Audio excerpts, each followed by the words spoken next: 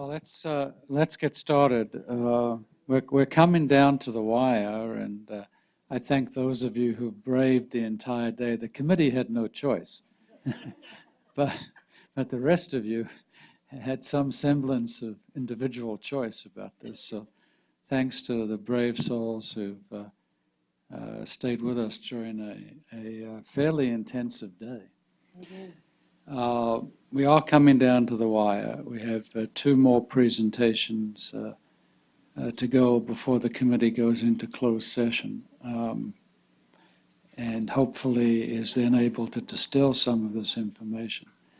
So our next speaker is Dr. Stephan Fihn. Steve is in Florida, so he's coming to us courtesy of Megan and the staff who've hooked up his slides and his voice at least.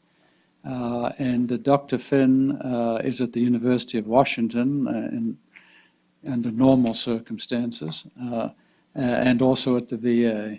So Steve, if you're on, take it away.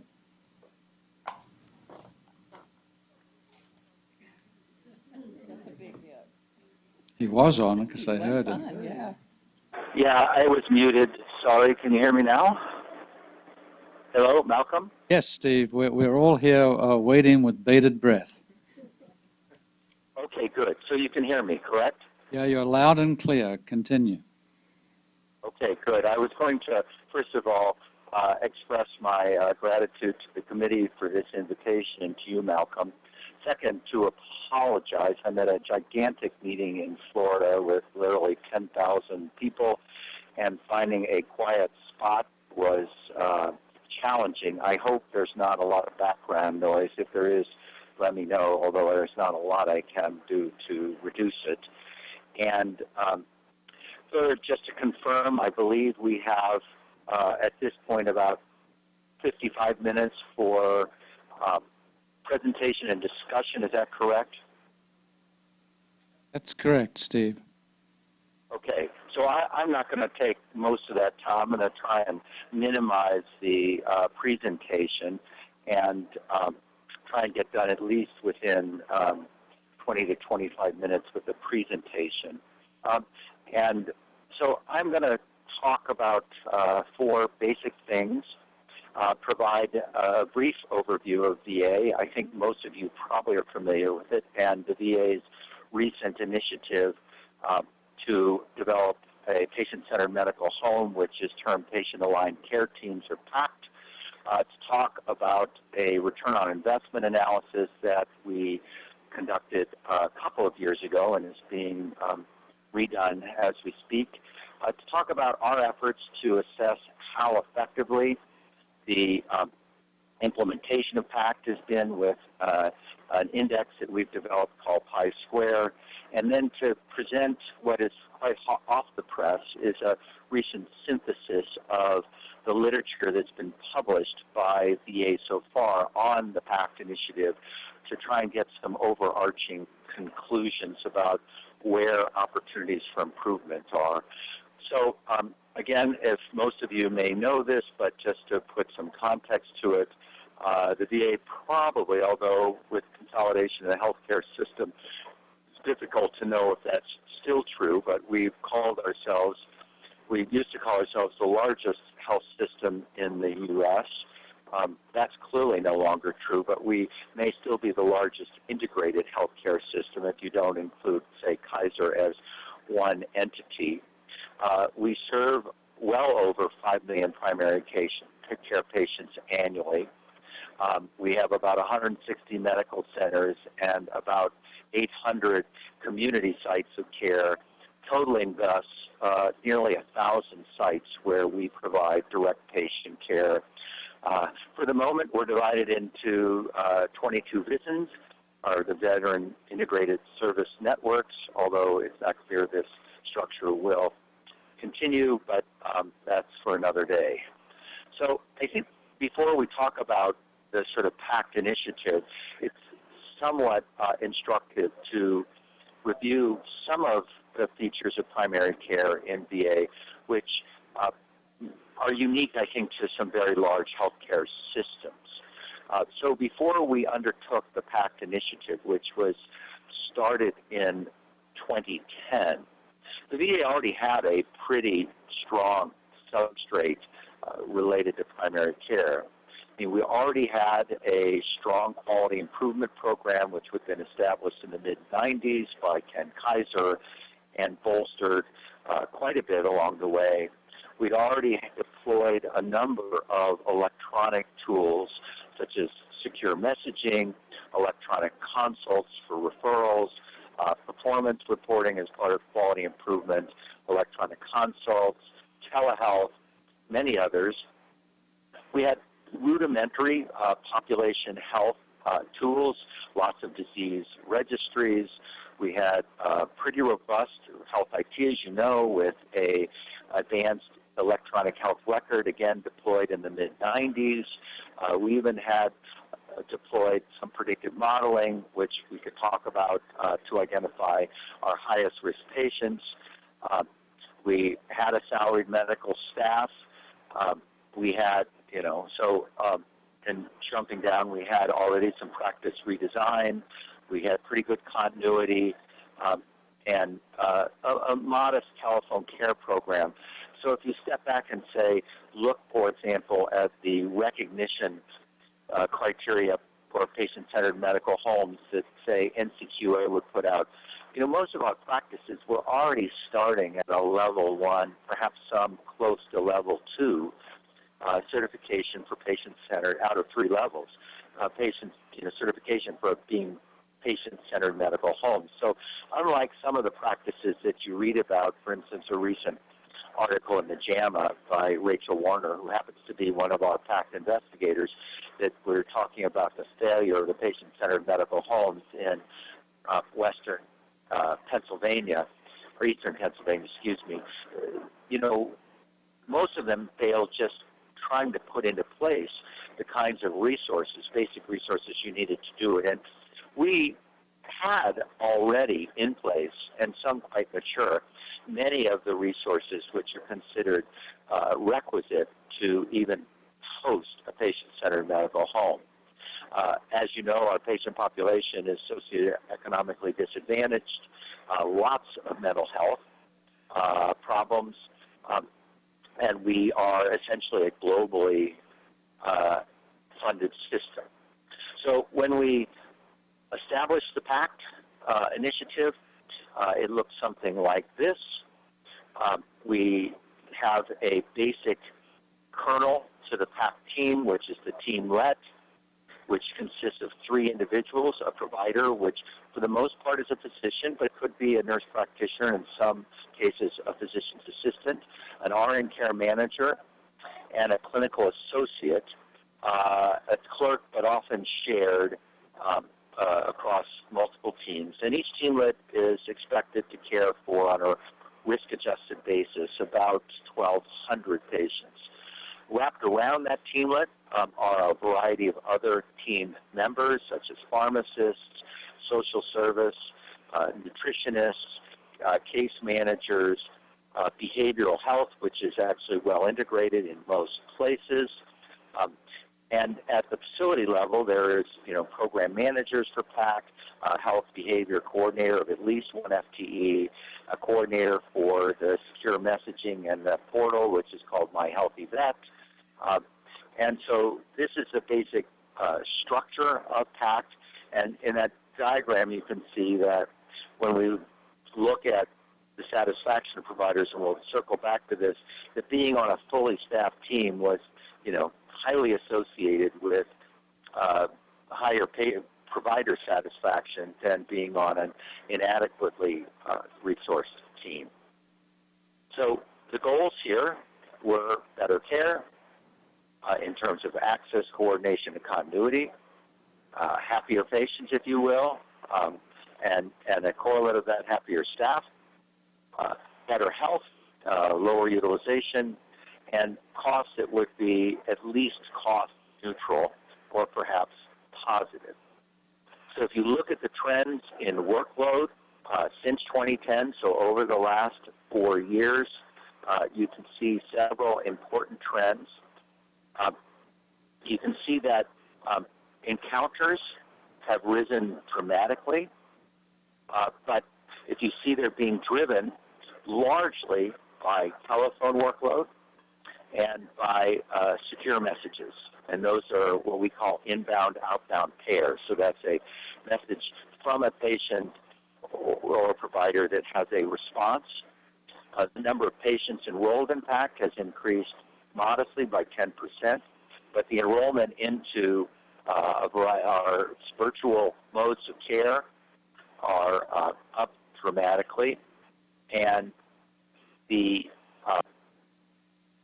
amount of access in terms of, you can see, same-day appointments has increased by a considerable amount.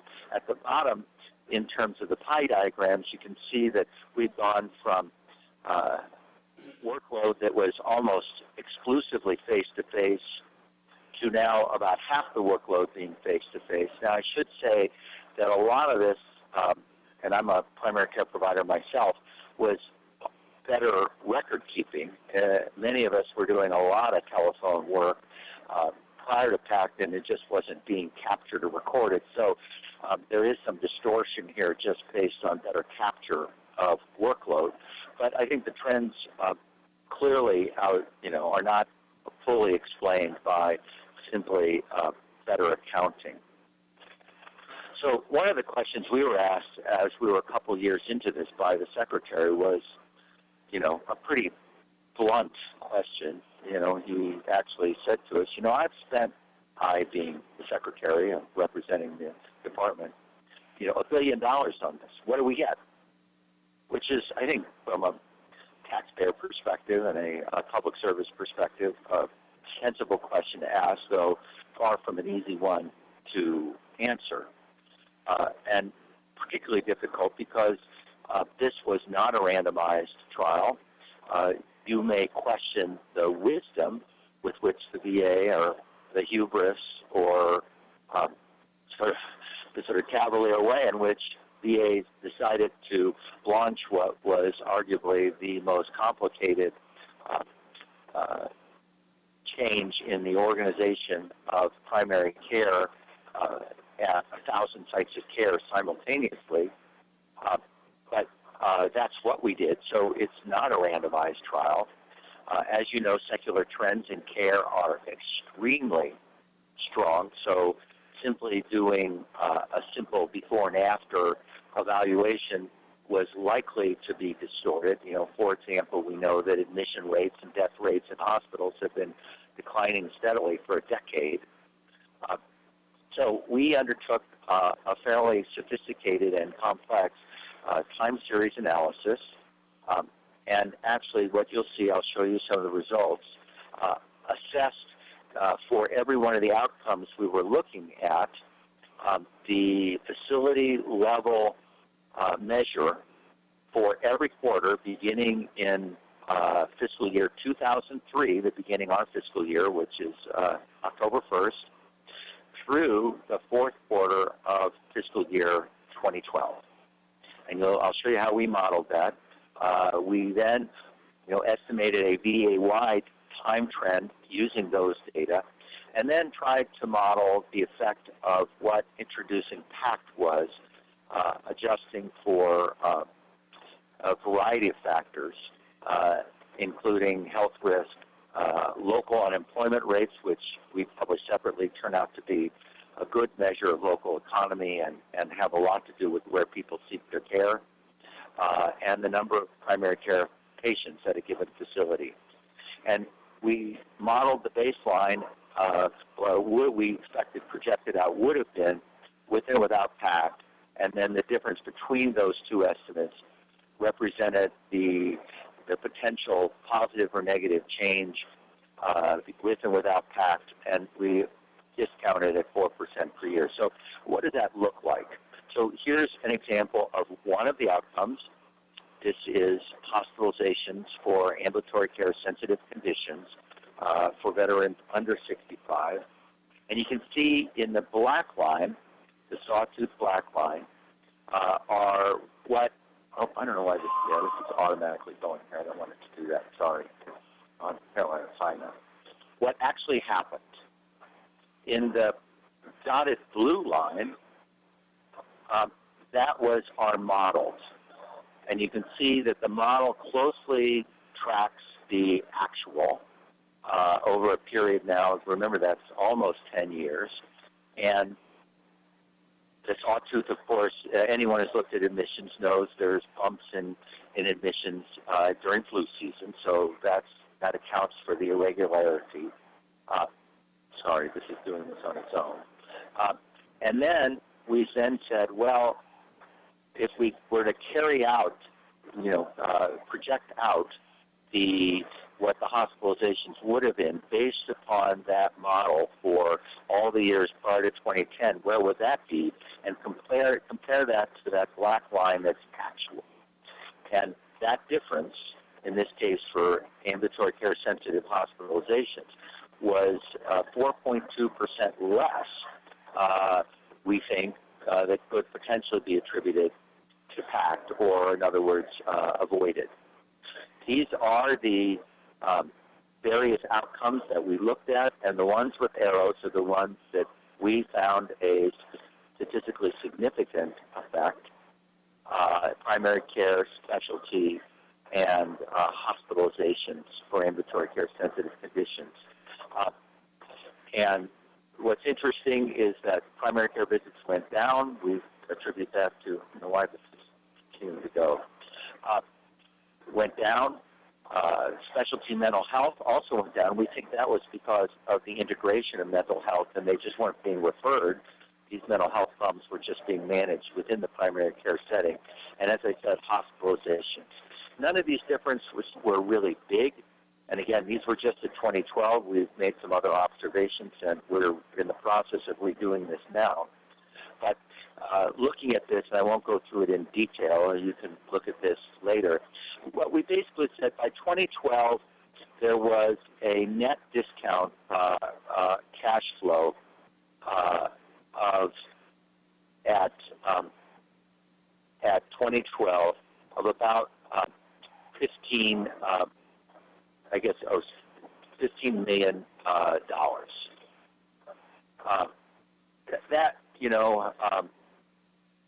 sounds like a lot, but actually I'm not showing you the right data. This is the data out, I apologize, to 2019.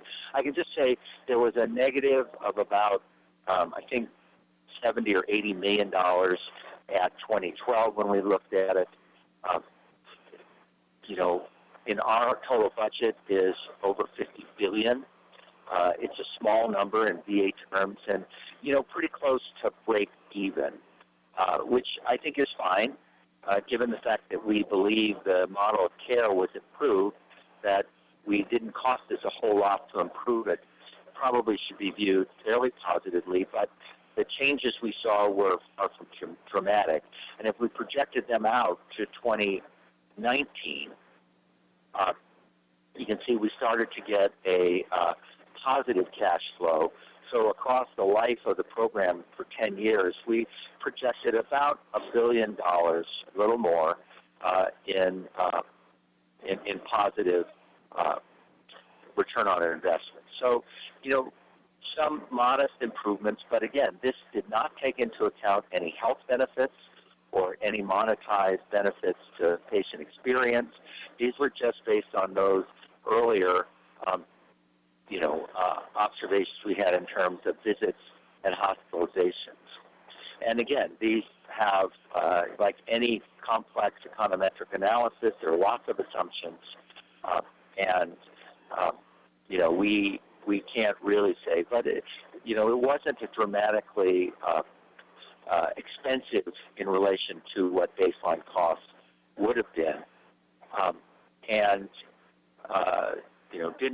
didn't account for everything. And we're now, with close to 5 years experience, redoing this. Now, the next question was, so, how is the organization done? And I can just summarize that we think the progress overall for the organization has been far slower than initially projected. And I think this will come back to the notion of interprofessional teams in education. But one of the ways was, we're trying to find out given those sort of modest improvements I just described to you in terms of outcomes. Where are there places within the system that had more effectively implemented this implemented the patient-centered medical home than others, and that's harder to do than it seems on the surface. In short, we developed a multifactorial index. You can see here, it's got 100. Sorry, I don't know what it's doing. 100. Excuse me. It's got 53 items that are derived from our patient experience survey, which is the CAPS, with which I'm sure you're familiar. Provider surveys, particularly relating to team function and team-based care, and data contained within the CDW, which is our corporate data warehouse for such things as continuity of care, access, and so forth. And we looked at the items. They were chosen basically upon the domains of primary care and the goals which I described to you earlier. You'll see these closely resemble the IOM foundational components of good primary care, and we try to align each of these elements with those individual domains. This is a complicated slide for which I'll apologize, and I won't go through it in detail, but the bottom line here is that the scores range from -8 to +8, +8 being highest, -8 being lowest, so those are displayed in the first column. You can see this is now broken up into the different scores, and you can see the number of clinics or facilities in each one. And what you can see is that arrayed from highest score to lowest score are some very impressive differences in what we would consider to be key outcomes. So, for example, how well a patient rated their primary care provider on the PCMH module for the CAPS, you can see range from 9.3 at the best places to 7.5 at the lowest places, and that is a huge spread. That approaches 2 points on a 10-point satisfaction scale, and those of you who are familiar with them, I suspect most of you are, know that hospitals will spend tens of thousands of dollars to bump a number like that, 1/10 or 0.2%. So it's huge. How well they rated their provider on another scale, the SHEP, similar, and their overall rating of healthcare on our survey, you can see almost a point spread, and provider burnout. For those of you familiar with the Maslow burnout index, the MBI, you can see a fairly substantial difference, lower at the higher places. Similarly, when we looked at utilization of the emergency department, although, not perfectly linear, there's a fairly dramatic reduction from highest to lowest that approaches 25%. Hospitalizations are less profound difference, but you can see, perhaps as much as 10 to 15% fewer, and this is total hospitalizations per 1,000 patients, although that wasn't significant. As I showed you, I'll go through it, there were significant differences in ambulatory care sensitive conditions, both for patients over and under 65. And this complex slide is just supposed to be a visual one. We just lined up and arrayed 48 clinical quality measures. These are standard HEDIS measures with which you're familiar with, blood pressure control, diabetes, heart failure, etc. Bars to the right of the center line indicate that there was a higher score on the places with the higher pi-squared values. Bars to the left are where they were higher at the lower pi-squared ones, and obviously with 48 comparisons, you'd expect at least a few of them to be positive based on chance alone. Of the differences, not all were big differences, but 19 of the 48 differences were statistically significant, and the odds of having this many favor one direction. In fact, I think it was all but about, 7 of the measures favored higher PI scores. The odds of that happening by chance alone are less than 0.001. So although none of these differences are huge, what was impressive to us was that they aligned so well, in the unidirectional with the chi-squared score. And this actually has now been integrated into our agency level performance measures with the White House and OMB, sort of to look at this sort of more global look at how we're implementing primary care improvement in VA. And so we can talk about that, but I think, the importance of this, if you come back here and look, was sort of key components in here, such as team-based care, shared decision-making that relate to multi-professional teams and how they function together. The last one, and I won't go through, I'm sorry again for multiply complex slides, you can look at these later, but this is just to show the last part I wanted to talk about, was sort of a logic model that we developed for thinking about how what happened in PACT should produce outcomes. And for those of you who are familiar with this approach, you can go through it, both related to the design of the care, the outcomes, and the trying to identify the barriers and facilitators. Lisa Rubenstein led a group that pulled together all of our PACT investigators, and they met several times using this framework, then analyzed the 30-plus publications that had been produced to date by a group of what we call demonstration laboratories, and then sort of synthesized, boiled that down to some key features which represented the big hurdles for PACT. And they're listed here. Adequate staffing. And that doesn't just mean numbers, it means stability, it means types. The key is to have a functioning interprofessional team that's got to be staffed and it's got to be stable. And even if they are, then we've got to do a lot of work on culture, training, role development. Role development was huge. And I think this is a big issue because typically the people, the team members are pretty entrenched in their professional roles and have a lot of difficulty, a favorable framework in terms of, doing different things, engaging veterans, better performance measures. The debacle with our access measures is a good example of how we had sort of diverged between what we were doing, what we should be doing, and what we want to do. And many of the performance measures really suffered from a similar set of problems. To integrating a better improvement, system redesign, and process improvement, which was lacking in many places. Better leadership.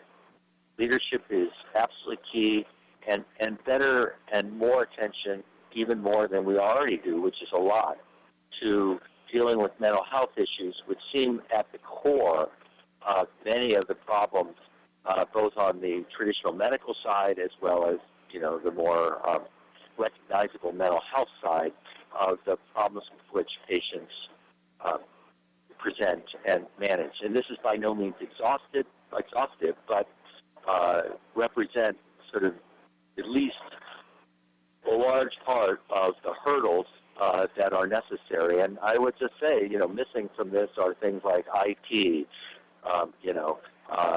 other sorts of things that are frequently cited as barriers to the patient-centered medical home. As you can look at them also, at least two of these really reflect the role of teams, of interprofessional or multidisciplinary teams, how they work together, what their needs are, and how you maintain them. So 2 out of these 7 recommendations we feel were sort of critical to achieving fully successful PACT teams throughout our system. And I've sort of just summarized them here. I won't go to them. But, you know, I sort of sat back and said, well, how do we put this together? And I think one is we need some policies and structures, but they need to be flexible and adaptable to the local delivery system. Effective teams are critical and require leadership, stable staffing, and good performance measures. And there must be resources to support the teams, both in terms of leadership and staffing, so that they can accomplish their tasks. You know, we could certainly discuss much of this, but I've come to believe that, you know, that's, you know, I think that the bottom line is, in many respects, we had a lot of the pieces already of the puzzle. You know, many places starting on this journey don't even have those, and a lot of resources and energies are expended just putting those things in place. And as hard as that is, as expensive as that is, as challenging as that is, actually the harder job is then integrating them, knitting them together in a system that really functions. And I think that's where we've been stumbling in many of our sites and are now sort of focused very intently on, one, how do we, you know, translate or transfer or what has been accomplished at our affected sites and try to get them, you know, implemented and at the other sites, so that not only we just don't have a leading edge of 20 or 25% of our system dragging the rest of the system along, but that the system, the mean of the system is actually, you know, moving along. The curve is moving to the right. So let me stop there. I think I talked a little longer than I intended to, but that still leaves us with close to a half an hour for discussion.